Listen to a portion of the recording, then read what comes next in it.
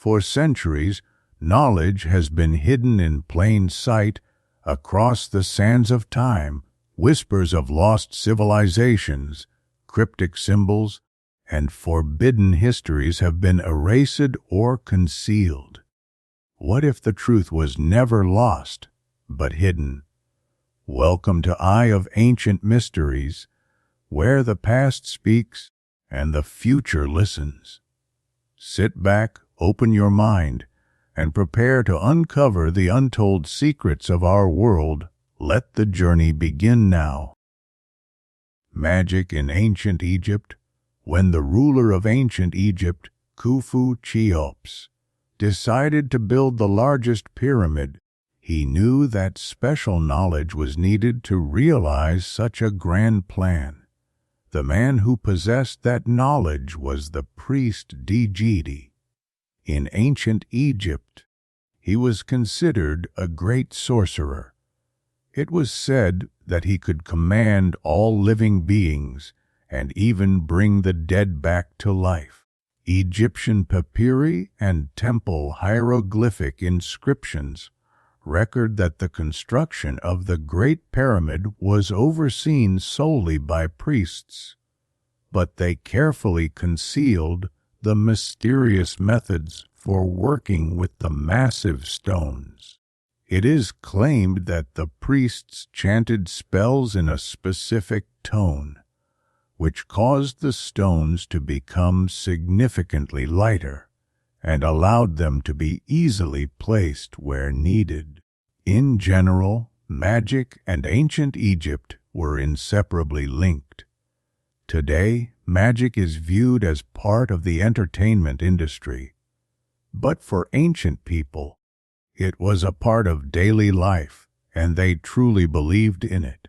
Egyptians believed that magic helped protect them from evil and undesirable twists of fate. Naturally, it was widely used in medicine and religious rituals.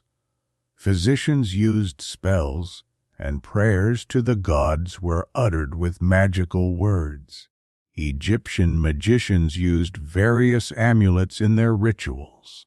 Special incantations were spoken when an amulet was given. These were read only by specially trained priests. Often, the spells were engraved directly onto the amulets, which, according to the priests, amplified their power. There was a powerful spell called Words of Power.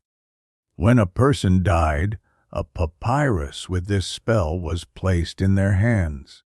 It was believed that this scroll would allow the deceased to command the gods. The magic of words had a profound effect on ancient people. Many of the Egyptian spells are recorded in the famous Book of the Dead. A person's name held special significance in ancient times, knowing it was believed to give magicians unlimited power over that person.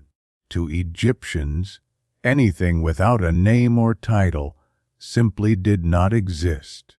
Egyptian magicians believed they could work magic on several levels.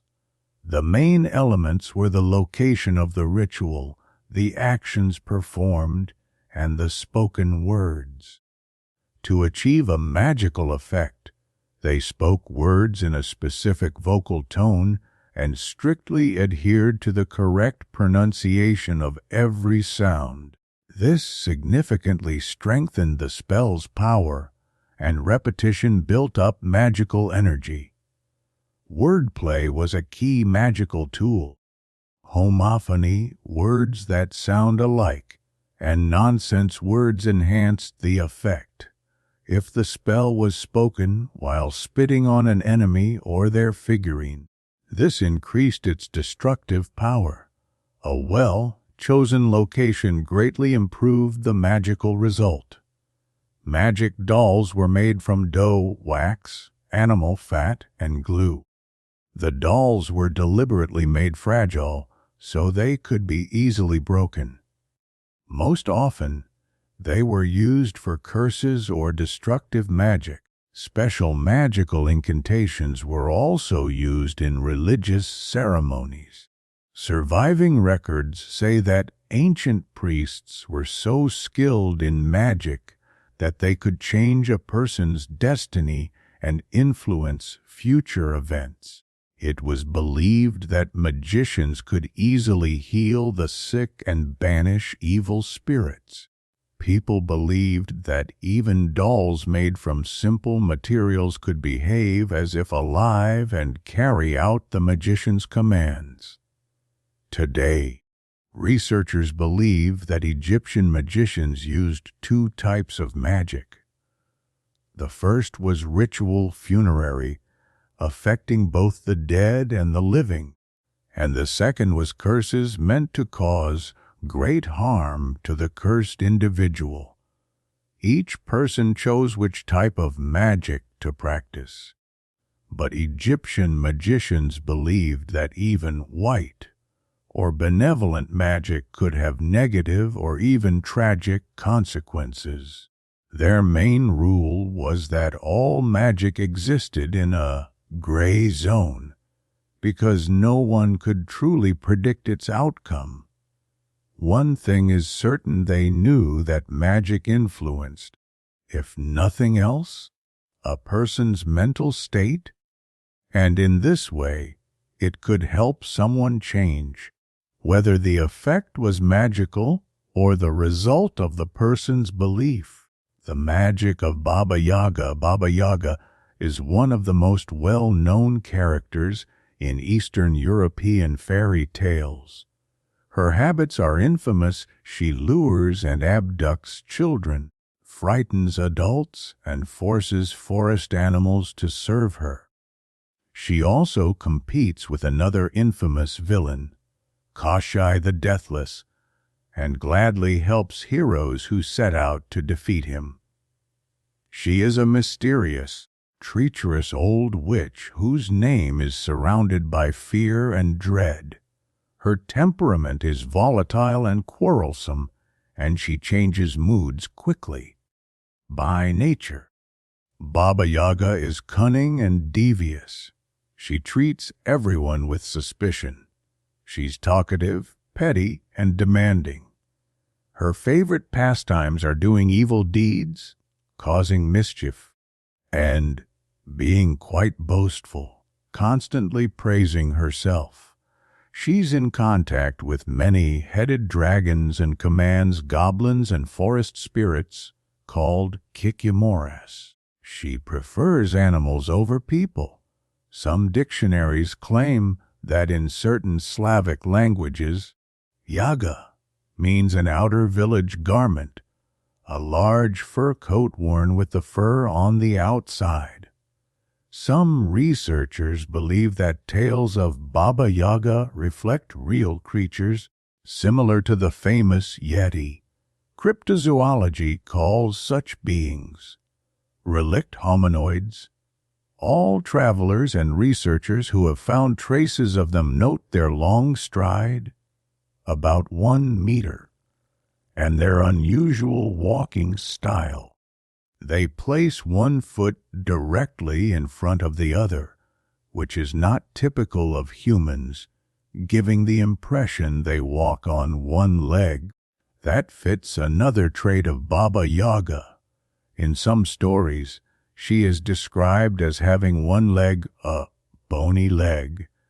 Another theory traces her origins to ancient times. Among the enemies of the early Slavs was the tribe of the Yaga, who were possibly cannibals. These tribes had their own shamans, who, it is believed, performed human sacrifices. The shamans, including women, often lived deep in the forests, where the safest home was high in the trees. This gave rise to the myth of the house on chicken legs. Life in the woods required knowledge of animals and healing herbs. Thus the image of Baba Yaga, constantly stirring something mysterious in her cauldron and murmuring spells. The spells themselves aren't so mysterious. Herbal recipes were complex and many, requiring memorization like poems to avoid forgetting. But sometimes Baba Yaga didn't need to rely on memory. In some tales, she owned a thick book from which she read while preparing her next spell or potion. That's not unusual.